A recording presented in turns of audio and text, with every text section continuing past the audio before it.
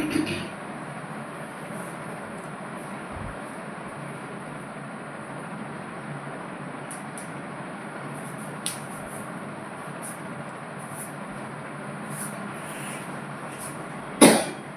நேயர்களே, காலை வணக்கம். வேயரு தோழி பங்கன் விடமுண்ட கண்டன் மிக நல்ல வீணை தடவி மாசரு திங்கள் கங்கை முடிமேல் அணிந்தன் உளமே புகுந்த அதனால் ஞாயிறு திங்கள் செவ்வாய் புதன் வியாழன் வெள்ளி சனி பாம்பிரண்டு முடனே ஞாயிறு திங்கள் செவ்வாய் புதன் வியாழன் வெள்ளி சனி பாம்பிரண்டு முடனே ஆசரு நல்ல நல்ல அவை நல்ல நல்ல அடியாரவர்க்கு மிகவே எம்பொடு கொம்படாமை இவை மார்பிலங்க எருதேறி ஏழை உடனே ஒன்பதி மத்த மாலை புனல் சூடி வந்தன் உளமே புகுந்ததனால் ஒன்பதோடு ஏழு 18 உடனாய நாட்கள் அவைதான் அன்போடு நல்ல நல்ல அவை நல்ல நல்ல அடியாரவர்க்கு மிகவே. அன்பு சார்ந்த பெரியோர்களே, இன்று சித்திரை மாதம் 13ஆம் நாள் சனிக்கிழமை, சதுர்த்தி திதி, சதுர்த்தசி திதி, ரேவதி நட்சத்திரம். ரேவதி நட்சத்திரம் புல்லா இருக்குது. யோகம் மரண யோகம். ராகு காலம் எப்போதுமே சனிக்கிழமைக்கு 9 முதல் 10:30 வரை, யமகண்டம் 1:30 முதல் 3 வரை, குளிகன் 6 முதல் 7:30 வரை, சூலம் கிழக்கு, பரிகாரம் தயிர். அன்பான நேயர்களே, இன்று கிரகங்கள்லாம் எப்படி அமைப்பில் இருக்குது அப்படிங்கிற ஒரு கருத்தை பார்ப்போம். இன்று மேஷத்தில் சூரியன் இருக்கார். சூரியன் உச்சம் இருக்கார் மேஷத்தில். குரு 2ல் இருக்கார். செவ்வாய் கடகத்தில் நீசம் பெற்றிருக்காரு. கன்னியில் கேது இருக்குது. மகர கும்பத்தில் சனி சொந்த வீட்டில் ஆட்சியில் இருக்கார். சுக்கிரன் உச்சம் பெற்றிருக்காரு. ராகு, சந்திரன், புதன் 4 பேரும் மீனத்தில் இருக்காங்க. இதில் சுக்கிரன் உச்சம் பெற்றது ஒரு வகையில் நல்லது. அதை சில பேர் என்ன பண்ணுறாங்கன்னா, அமோகமாக இருக்குங்கிறாங்க. சுக்கிரனுக்கு 2 வீடு ஆகுது. இப்போ ரிஷபலக்கணமாக இருந்தால் சுக்கிரன் 6ஆம் அதிபதி. 6ஆம் இடம் என்றால் ரணம், சத்ரு, அவன் உச்சம் பெறக்கூடாது. இப்படியெல்லாம் சில கருத்துக்கள் இருக்கு. அதனால் அவன் உச்சம் பெற்றானா நிறைய நோய்களை கொடுத்து சிரமத்தை கொண்டிடுவான். ஆனால் அவங்க என்ன பண்ணுறாங்கன்னா, ஏன் இப்படி சொல்கிறாங்கன்னு தெரியல, பிரமாதமாக இருக்குது அப்படின்னு சொல்லி சுக்கிரன் உச்சம் பெற்றது அப்படிங்கிறாங்க. அது ஏன்னா ஒரு சில செவ்வாய்க்கு 2 வீடு, சனிக்கு 2 வீடு, குருவுக்கு 2 வீடு, புதனுக்கு 2 வீடு எல்லாம் பார்க்கணும். முன்னாடியுடைய வீட்டையும் பார்க்கணும், பின்னாடி உள்ள வீட்டையும் பார்க்கணும். 2 வீட்டுக்குடைய பலனையும் கலந்து தான் செய்வாங்க. அதனால் அதை கொஞ்சம் கவனமாக பார்த்து சொன்னாங்கன்னா நல்லதுன்னு நினைக்கிறேன். அதனால் சொல்கிறாங்க. ஆனால் அவங்கெல்லாம் நிறைய படித்தவங்க, நம்மளாம் படிக்காதவங்க.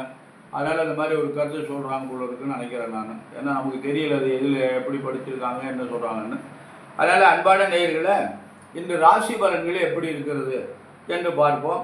இந்த மேஷ ராசிக்கு குரு பகவான் 3ஆம் இடத்துக்கு போயிட்டு தான் கணக்கு. ஏன்னா அந்த 28ஆம் தேதி போகிறார். இன்னும் கொஞ்ச நாள் தான் இருக்குது.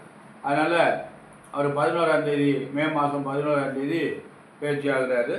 அந்த குரு பகவான் இப்போ 3ஆம் இடத்துக்கு வந்துடுறாரு. மேஷராசிக்கு நல்ல பலன் கிடையாது. அதனால் நன்மைகளை செய்ய மாட்டார். 2 வருஷத்துக்கு குரு பகவான் நன்மை செய்ய மாட்டார். ஆனால் சனி பகவான் மேஷராசிக்கு 11ல் இருக்குது. இப்போ ராகு பகவான் இன்றைக்கி பேச்சு ஆகிறார்.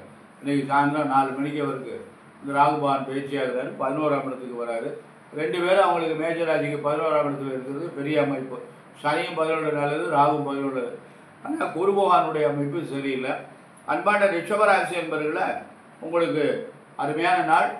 உங்களுக்கு 2 வகையில் நல்ல நாள். சனி ராகு 10ல் இருக்கார். 10ஆம் இடத்துக்கு வந்துடுறாரு. சனி 10லே இருக்குது, ராகு இன்று 10ஆம் இடத்துக்கு வந்துடுறாரு. அது 10ஆம் இடத்துல 2 பாவகிரகம் இருக்குது. அதனால் தொழில் அமோகமாக இருக்கும். குருவும் உங்களுக்கு 2ஆம் இடமான குடும்பஸ்தானத்துக்கு வந்துடுறாரு. இன்று நல்ல நாள், நல்லது நடக்கும், நல்ல காரியங்களாக நடைபெறும். அன்பான ரிஷபராசி என்பதில் ரொம்ப காத்து ஜாக்கிரதையாக கவனமாக நடந்து கொள், நல்லதே நடக்கும்.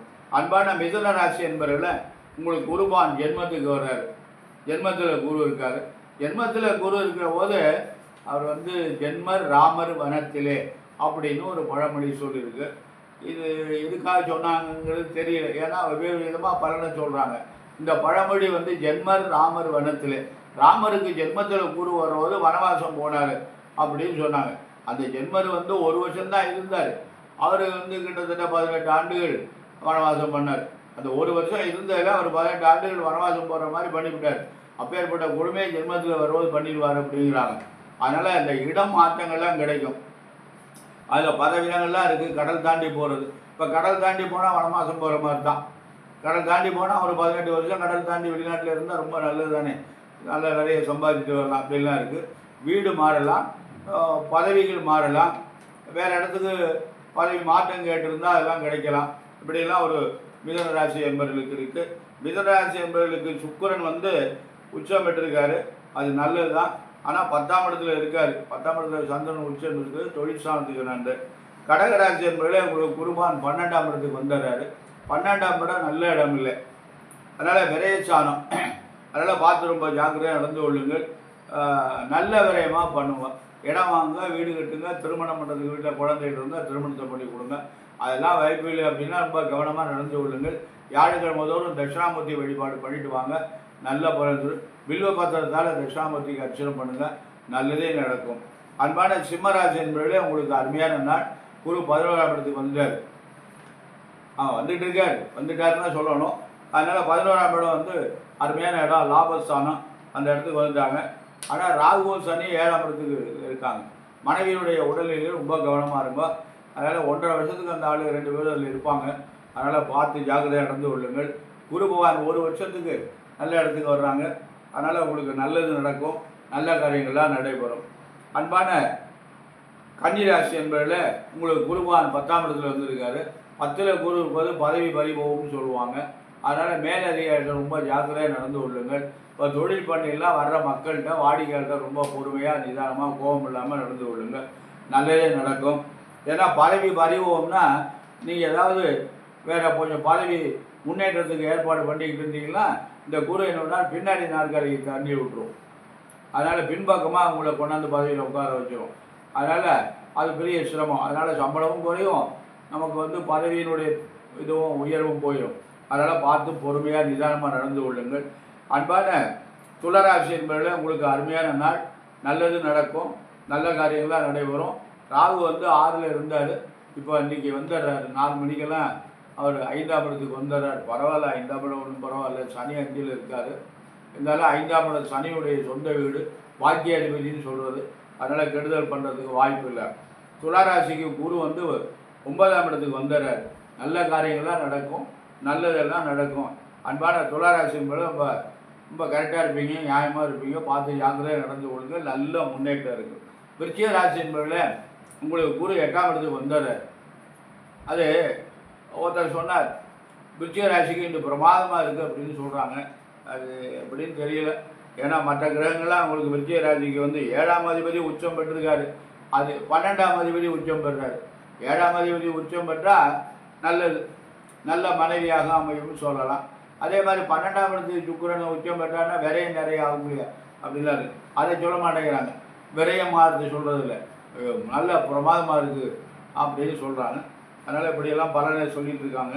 அதனால் விஜயராஜ் என்பதில் கொஞ்சம் பார்த்து நடந்து கொடுங்க. 8ல் குரு வந்துட்டார்.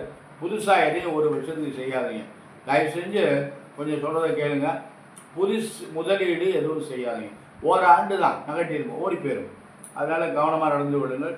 தனுசு ராசி என்பது உங்களுக்கு அமோகமான நாள். ஏன்னா சனி ராகு 2 பேரும் 3ஆம் இடத்துக்கு வந்துருக்காங்க. அதனால் ராகு இப்போ சாயந்தரம் 4 மணிக்கு 3ஆம் இடத்துக்கு வந்துடுறாரு. உங்களுக்கு சனியும் 3ல் இருக்கார். அதனால் ராகு வந்து குரு பகவான் வந்து 7ஆம் இடத்துக்கு வந்துடுறாரு. இப்போ தனுசு ராசி அன்பர்களுக்கு அமோகமான நாள். திருமணம் நடக்காதவங்களுக்கெல்லாம் திருமணம் நடக்கும், குழந்தை பிறக்காதவங்களுக்கெல்லாம் குழந்தை பிறக்கும், வெளிநாட்டுக்கு போகலாம், வீடு கட்டலாம், தொழில் ஆரம்பிக்கலாம், நல்ல காரியங்கள் எல்லாம் செய்யலாம். ஏன்னா 7ஆம் இடம் வந்து எல்லாத்துக்குமே மிக முக்கியமான இடம். தந்தையை பற்றி கூட 7ஆம் இடத்தை வச்சு சொல்லலாம்னு ஒரு கருத்து இருக்குது. அதனால் பார்த்து ஜாக்கிரதையாக நடந்து கொள்ளுங்கள். நல்ல முன்னேற்றம் இருக்குது அன்பர்களை. நீங்கள் திறமையானவங்க, தப்பு பண்ண மாட்டீங்க, ஜாக்கிரதையாக நடந்து கொள்ளுங்கள். மகர ராசி என்பதில் உங்களுக்கு 7.5 சனி இருக்கிறது. இன்னொரு 18 மாதம் இருக்குது. பார்த்து ஜாக்கிரதையாக நடந்து கொள்ளுங்கள். மகர ராசிக்கு குரு 5லேருந்து 6ஆம் இடத்துக்கு வந்துட்டார். 6ஆம் இடம் ரணம், சத்ரு, நோயையும் எதிர்ப்பையும் கொடுக்கக்கூடிய இடம். அதனால் பார்த்து கவனமாக ஜாக்கிரதையாக நடந்து கொள்ளுங்கள். ஆரோக்கியத்தில் நீங்கள் உங்களை சார்ந்தவங்க யாருக்காவது ஆரோக்கியத்தை கெடுக்கலாம். அதனால் பார்த்து நிதானமாக நடந்து கொள்ளுங்கள். அன்பான கும்பராசி என்பதில் உங்களுக்கு குரு பகவான் 5ஆம் இடத்துக்கு வந்துட்டார். 5ஆம் இடம் பாக்கியஸ்தானம், அருமையான இடம். ஆனால் 7.5 ஜென்மச்சனி, ஜென்மத்துக்கும் ராகு வர்றாரு. இது ரெண்டும் அவ்வளவு சிறப்பு இல்லை. இருந்தாலும் பார்த்து ஜாக்கிரதையாக நடந்து குரு பகவான் நல்ல இடத்துல இருக்கார். மீனராசி என்பதில் உங்களுக்கு ராகு பகவான் 12ஆம் இடத்துக்கு வந்துட்டார். அதனால் வீண் சிரமங்களும் வீண் அலைச்சல்களும் வீண் பிரச்சனைகளும் உண்டு பண்ணுவார். அதனால் பார்த்து ஜாக்கிரதை நடந்து கொள்ளுங்கள். குரு பகவான் 4ல் இருக்கார். அதனால் ரொம்ப ஓராண்டு உங்களுக்கு ஒரு நல்ல முன்னேற்றம் இல்லை. அதனால் ரொம்ப கவனமாக நடந்து கொள்ளுங்கள். அன்பான மகர ராசி, கும்பராசி, மீனராசி என்பதில் 7டைய தாக்கம் இருக்கிறதுனால பார்த்து நிதானமாக கவனமாக நடந்து கொள்ளுங்கள். சனிக்கிழமை தோறும் சனி பகவானுடைய வழிபாடு செய்யுங்கள். நல்லதே நடக்கும், நல்ல காரியங்கள்லாம் நடக்கும். அன்பான நேயர்களை, இன்று ராகு பேச்சு, ராகு பகவான் பேச்சு சாயந்தரம் 4 மணிக்கு இவர் பேச்சு ஆகிறாரு. அதனால் இது அவர் எங்கே வர்றாருன்னா மீன ராசிலேருந்து கும்பராசிக்கு வந்துடுறாரு. அதனால் அவர் இதுவரை நேற்று வரை எல்லா ராசிக்கும் சொல்லி 9 ராசிக்கு பலன் சொல்லிட்டேன். இன்னும் ஒரு 3 ராசி தான் இருக்குது. இன்று மகர ராசி, கும்பராசி, மீன ராசிக்கு இந்த பலனை பார்ப்போம். மகர ராசி அன்பர்களே, இந்த ராசி அன்பர்களுக்கு ராகு பகவான் 2ஆம் இடத்துக்கு வருகிறார். 2ஆம் இடம் குடும்பஸ்தானம். அப்பொழுது அவர் என்ன செய்வார் என்றால் புகழ், செல்வம், செல்வாக்கு, பொன், பொருள், வரவு ஆகியவை கிடைக்குமா. இதெல்லாம் அதாவது புகழ் கிடைக்கும், செல்வாக்கு கிடைக்கும், செல்வாக்கு கிடைக்கும், பொன் கிடைக்கும், பொருள் கிடைக்கும். இதெல்லாம் வரவாகுமா ஆகியவை உங்களுக்கு கிட்டும். வீட்டிலும் வெளியிலும் கௌரவமாக இருக்கும். வீட்டிலேயே உங்களுக்கு நன்மதிப்பு ஏற்படும், வெளியிலேயே உங்களுக்கு நல்ல மதிப்பாக இருக்கும். இது ரெண்டும் நமக்கு மனம் ஈடுபடும், அதாவது பாராட்டு கிடைக்கும். தான தர்மங்களில் மனம் ஈடுபடும் அப்படின்னு ஒரு கருத்து. அது ரொம்ப முக்கியம். தான தர்மங்களில் மனம் ஈடுபட்டுச்சுன்னா நமக்கு நம்மளால் முடிஞ்ச தர்மத்தை பண்ணணும், தானத்தை பண்ணணுங்கிறான் ஈடுபடும். இல்லத்தில் மகிழ்ச்சி நிலவும். இது ரொம்ப முக்கியம். இல்லத்தில் வீட்டில் மகிழ்ச்சி நிலவுனா நமக்கு சந்தோஷம் நிறைவாக இருக்கும். கணவன் மனைவி உறவு நன்மை. கணவன் மனைவி உறவில் விரிசல்லாம் இல்லாமல் நல்ல சந்தோஷமாக இருக்கும். புண்ணிய ஸ்தலங்களுக்கு நீராடுதல், சிவ ஜெயத்திரங்கள் செல்லுதல், இந்த வாய்ப்புலாம் ஏற்படும். பூர்த்தி செய்து கொள்ளுங்கள். இந்த மாதிரி வாய்ப்பு ஏற்பட்டால் விட்டுறாதீங்க, ஏற்படும். நல்ல பலன்களே நடைபெறும். பொதுவாக இந்த 18 மாதத்துக்கு இந்த ராகு பகவான் உங்களுக்கு நல்ல பலன்களே செய்வார் என்று ராகு பகவானுடைய வழிபாடு இருக்கிறது. அதனால் இன்று சாயந்தரம் ராகு பேச்சு இருக்குது. கோயிலுக்கு போய் ராகு பகவானுக்கும் துர்க்கைக்கும் அர்ச்சனை பண்ணிடுவோம். இது ரெண்டையும் விடாமல் செஞ்சுவாங்க. ஏன்னா ராகு பகவானுடைய அதிதேவதை துர்க்கை.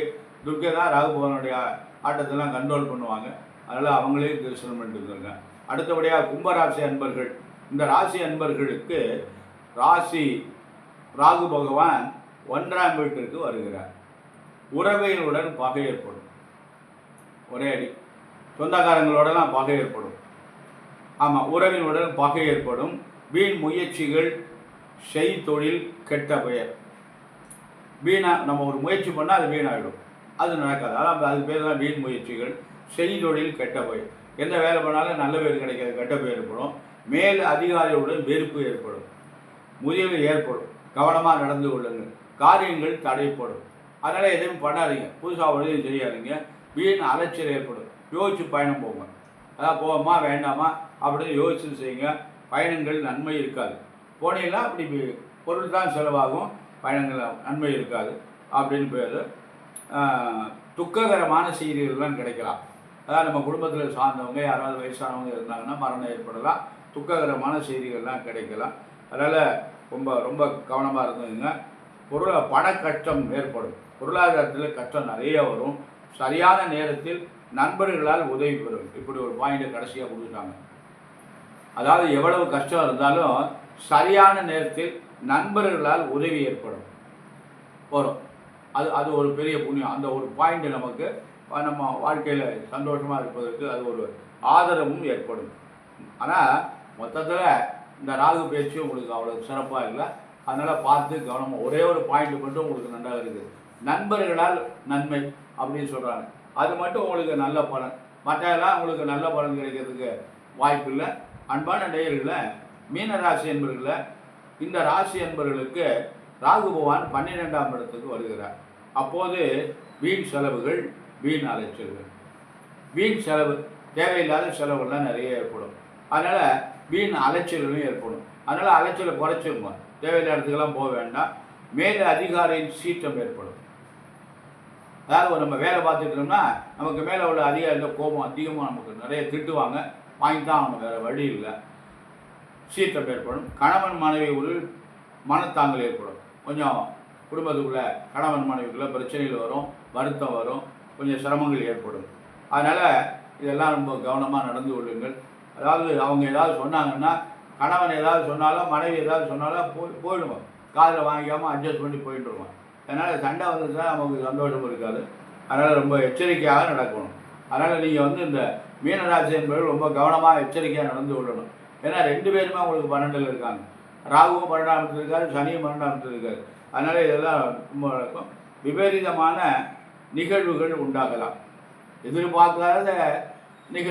எதிர்பார்க்காத நிகழ்வுன்னா நல்ல நிகழ்வுகள் நடந்தால் பரவாயில்ல. நல்ல நிகழ்வுகள் நடக்கிறதுக்கு வாய்ப்பு இல்லை. தீய நிகழ்வுகள் நடக்கும். ரொம்ப ஜாக்கிரதையாக நடக்கும். மக்களால் தொல்லைகள் ஏற்படும். பிள்ளைகளால் தொல்லைகள் ஏற்படலாம். கவனமாக நடந்து கொள்ளணும். அன்பான நேயர்களை, அதாவது நமக்கு இந்த ராகு பகவானுக்கு அதிதேவதை துர்க்கைன்னு சொல்கிறாங்க. இந்த அதிதேவதைன்னு ஒன்று இருக்குது. பிரத்யேக தேவதை, அதிதேவதைன்னு சொல்லியிருக்கு. ஒவ்வொரு கிரகங்களுக்கும் சூரியன்லேருந்து ராகு கேது வரையும் அதிதேவதை இருக்குது. அதனால் அந்த அதிதேவதைகளை நம்ம பிரார்த்தனை பண்ணோம்னா அவங்களுடைய பவர் குறையும்னு பெரியவங்க சொல்லியிருக்காங்க. மகான்கள் சொல்லியிருக்காங்க, நான் சொல்லலை. அதனால் நம்ம என்ன பண்ணோம், நம்ம டைரெக்டாக நம்ம அவங்கள போய் பிடிச்சிட்டோம்னா அந்த துர்க்கை வழிபாடை நம்ம செய்து கொண்டு வந்தோமேனால் இந்த ராகுனுடைய தாக்கம் நமக்கு இருக்காது. அதனால் அதில் ரொம்ப கும்பராசி, மீனராசி என்பவர்கள்லாம் ரொம்ப கவனமாக நடந்து கொள்ளணும். ஆமாம், அது ராகு பகவானுக்கு நல்லது. கடகராசி என்பவர்களும் அந்த ராகு பகவான் வழிபாடு பண்ணணும். சிம்மராசி என்பவர்களும் ராகு பகவான் வழிபாடு பண்ணணும். துளாராசி என்பவர்களும் ராகு பகவான் வழிபாடு பண்ணணும். இப்படியெல்லாம் விருச்சிக ராசி என்பவர்களும் ராகு பகவானுடைய வழிபாடு பண்ணணும். இப்படியெல்லாம் ஒரு கருத்து இருக்குது. அதனால் நீங்கள்லாம் அந்த ராகு பகவான் வழிபாடோட துர்க்கையினுடைய வழிபாடு செஞ்சுடுவாங்க. நல்லது, பக்தியோடு செய்யுங்க. இப்போ ராகு பகவானுக்கு நம்ம என்னெல்லாம் செய்யணும் அப்படின்னு ஒரு கருத்து இருக்குது. அதனால் ராகு பகவானுக்கு உகந்த வஸ்திரம், பல கலர் போட்ட துணின்னு சொல்கிறாங்க. கேதுவுக்கு அந்த மாதிரி ஒரு கருத்து இருக்குது. மெரூன் கலர், அரக்கு கலர் அப்படின்னு சொல்கிறாங்க. இந்த மாதிரி வஸ்திரங்களை நம்ம அவங்களுக்கு சாத்துறது நல்லது. அவங்களுக்கு நல்லெண்ணெய் அபிஷேகம் பண்ணுறது நல்லது. உளுந்து ரொம்ப பிரியம் அவங்களுக்கு. தானியத்தில் உளுந்து ரொம்ப, ராகுக்கு உளுந்து ரொம்ப நல்லது. அதனால் உளுந்து, கருப்பு உளுந்து வாங்கி தோலோடு வாங்கி அவங்களுக்கு அந்த சுவாமி சந்தையில் வைக்கலாம். யாருக்காவது வேதியில் கொடுக்கலாம். உளுந்து நல்லது. பிரசாதம் போட்டு அவங்களுக்கு வெள்ளிக்கிழமை தோறும் ராகுக்கு அர்ச்சனை பண்ணலாம். ரொம்ப நல்லது. அதனால் ராகு பகவானுடைய வழிபாடு, அதே மாதிரி அவங்களுக்கு வழிபாடு பண்ணிட்டு துர்க்கையினுடைய வழிபாடு பண்ணிட்டு வந்தீங்கன்னா நமக்கு நல்ல பலன் தரும். ராகுனுடைய தாக்கம் இருக்காது. அதே நேரத்தில் ராகு மாதிரி கொடுக்கக்கூடிய கிரகம் உலகத்தில் யாருமே கிடையாது. ராகுவை போல் கொடுப்பவன் எவனும் இல்லை. ஆமையிடம் எருது நண்டு கண்ணீஸ்வரா 5 இடத்தில் கருணாகம் அமர்ந்து நிற்கில் பூ மேடை தனி துயிலும் ராஜயோகம். ஏமாறாதை கேளாய் கேந்திரம் என்று சொல்லக்கூடிய 1, 4, 7, 10 இந்த இடங்களில் கிரகங்கள் வரிசையாக இருக்குமே. ஆனால் தேமேவு பர்வத யோகம் சீமானாவன் செப்பன். இது நான் சொல்லலை, புலிப்பாணி முனிவர்னு ஒரு பெரிய தமிழ் முனிவர். அவர் பூரா பாட்டு தான், பாடல்லையே விளக்கம் சொல்லியிருப்பார். அந்த பாடல் கொஞ்சம் கஷ்டம் புரியுது. தமிழ் சொல்லு தான், ஆனால் தமிழ் சொல் புரியாது. தமிழே புரிய மாட்டேங்குது இப்போ. ஏன்னா எல்லாமே ஆங்கிலத்தில் தான் பேசுகிறாங்க. அதுவும் சென்னை பட்டில் பார்த்தீங்கன்னா அத்தனை பேர் ஆங்கிலத்தில் தான் சொல்கிறாங்க. தேதியெல்லாம் சொல்கிறது கூட சொல்கிறாங்க, நமக்கெல்லாம் புரிய மாட்டேங்குது. அவங்க ஏதோ சொல்கிறாங்க, நமக்கு ஒன்றும் புரிய மாட்டேங்குது, கொஞ்சம் தமிழில் சொல்லுங்கன்னு சொல்லுவேன் நான். அதனால் அப்படியெல்லாம் இருக்குது. அதனால் தமிழே பேச மாட்டேங்கிறாங்க. ஆண் பெண் அனைவருமே தமிழில் பேசுகிறாங்க, ஒரு ஆங்கிலத்தில் தான் பேசுகிறாங்க. அதனால் என்ன படிச்சிருக்காங்க, அங்கே போய் ஆங்கிலம் தான் பயன்படுது, ஆங்கில தேதி தான் சம்பளம் வாங்குறதுக்கு பயன்படுது, தமிழ் தேதியை பயன்படுத்துறது, தமிழ் தேதி கிழமையை மட்டும் தெரிஞ்சுக்கிறாங்க, பார்த்ததெல்லாம் புரிய மாட்டேங்குது. அதனால் துர்க்கை வழிபாடு நமக்கு வெள்ளிக்கிழமைக்கு துர்க்கை வழிபாடு, ராகு வழிபாடு பண்ணிட்டு வாங்க, நமக்கு நல்லதே செய்யும். அன்பான நேயர்களை ஒன்றை ஞாபகம் வைத்துக் கொள்ளுங்கள், கிரகங்கள் நம்மளை படுத்தத்தான் செய்யும். அதுக்காக நம்ம தொய்வடையக்கூடாது, சோர்வடையக்கூடாது. அதனால் நீ என்னை படுத்துறியா, நான் உன்னை விட மாட்டேன் அப்படின்னு சொல்லிட்டு நம்ம அவங்களோட பக்தியோடு நம்ம அவங்கள பிரார்த்தனை செய்து கொண்டு வந்தமையானால் நமக்கு இந்த துர்க்கையினுடைய அனுக்கிரகம் நமக்கு பரிபூர்ணமாக இருக்குமேயானால் நமக்கு இந்த துர்க்கை வழிபாட்டில் இந்த மகிஷாசுரனை மர்த்தினி சோஸ்திரம்னு ஒன்று இருக்குது, ஐகிரி நந்தினி அப்படின்னு ஒரு சோஸ்திரம் இருக்குது.